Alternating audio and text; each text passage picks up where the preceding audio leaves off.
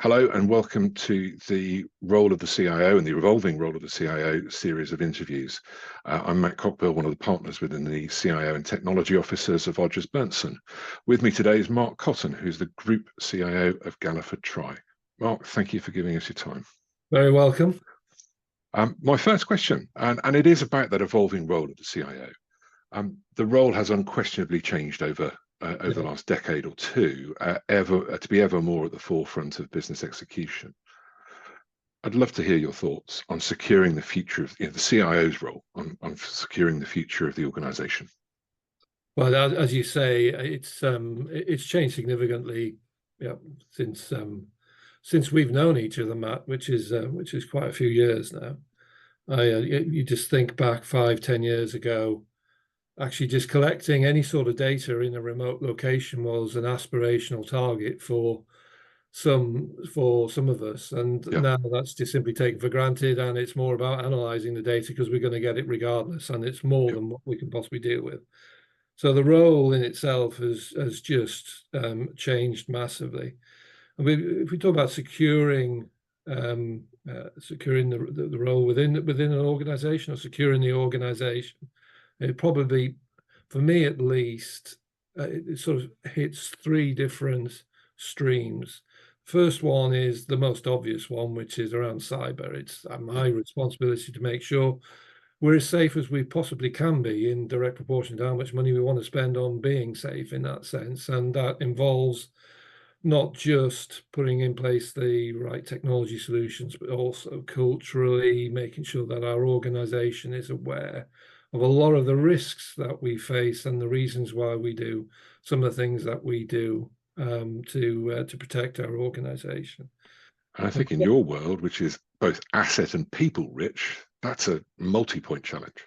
Oh, it's huge. Yeah, it's really challenging, and it's helped, significantly by the consumerization of technology. Everybody, to my knowledge at least, typically has some item of IT kit in their home. And the likes of our banks are continually running advertising campaigns telling people to be careful for the scammers and the criminals of this world, warning them about phishing campaigns, email security. So we're helped in that sense. It's to reach out to our organization of nearly 5,000 people now. It's not without its challenges.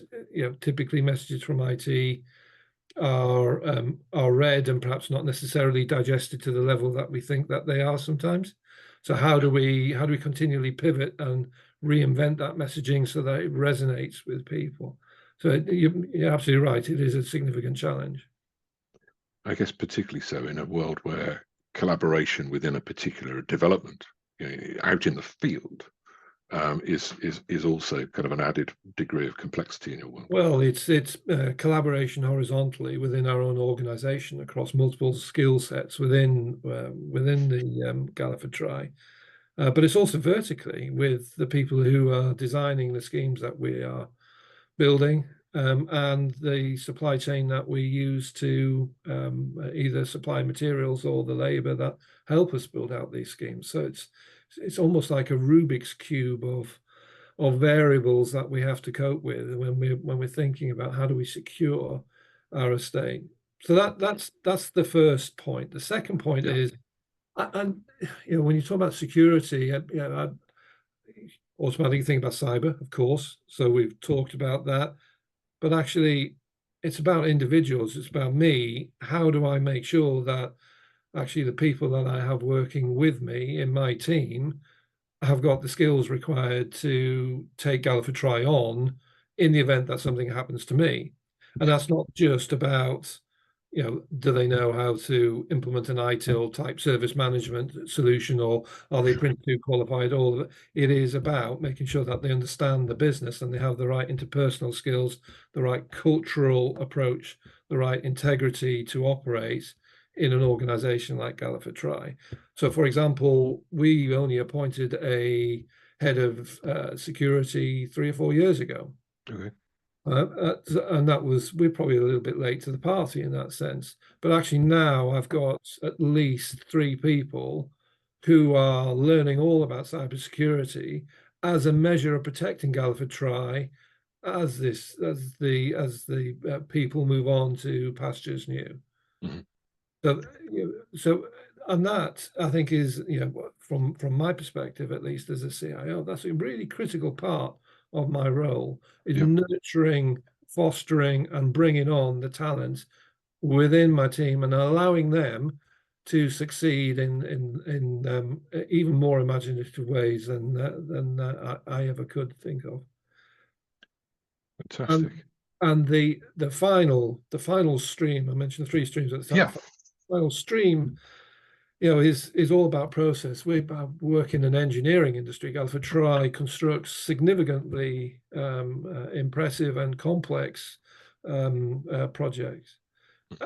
And there are people that, in any one project, there's probably 5, 6, maybe up to 10 different degree types that are involved in putting that project together and ultimately delivering it. So for me to be the subject matter expert in all of those different areas is virtually impossible.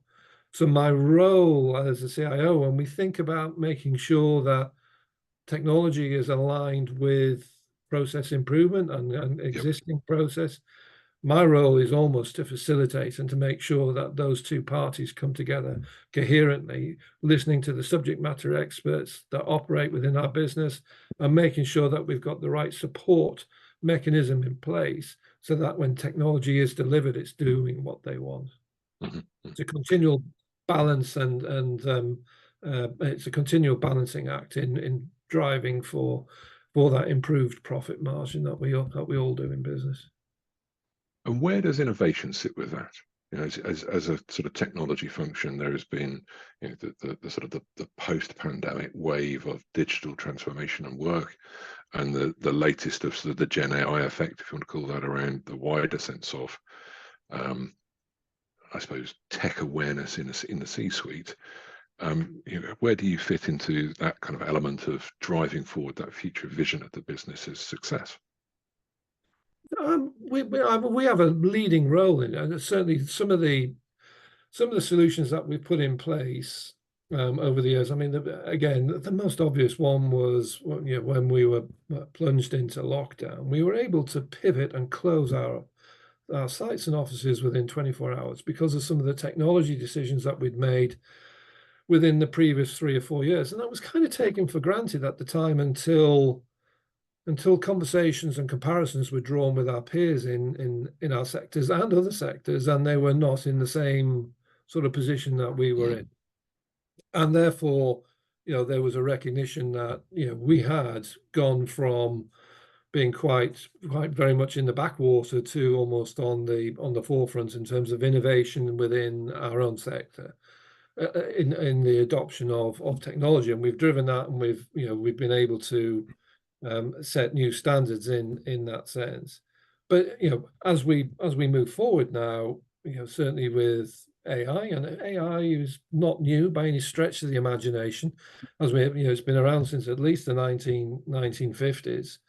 But it is becoming more mainstream. And I guess the comparison I would use is, if you think about what ChatGPT has done to generative AI, at least it's brought that to the forefront and has almost consumerized artificial intelligence. And I'll define what I mean by artificial intelligence. Actually, for us, I think with the maturity of it, it should be, the AI should stand for augmented intelligence, because you can't use one without a human being involved.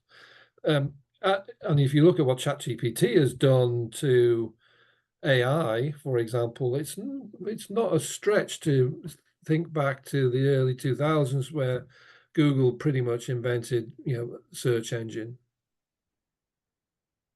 Excellent. Mark, as ever, it's a pleasure talking to you. I think you bring a relentlessly pragmatic lens to things, which comes back to ultimately solving a business problem, or identifying and challenging to identify the problem at hand. Absolutely. And I guess any closing thoughts really on the future of the CIO role? I think for me, it is all about being pragmatic and aligning oneself with what the organization needs. So you've got to understand, and it's always been the case, you've got to understand what the business drivers are. What is the role of technology within the business? How do you, as a support function, better place the business to deliver greater profitability, more security, more efficiency?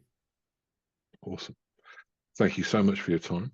Very And welcome. I look forward to talking further in future, but appreciate the insights from an environment of genuine scale, genuine complexity, and criticality of delivery. We'll speak some more soon.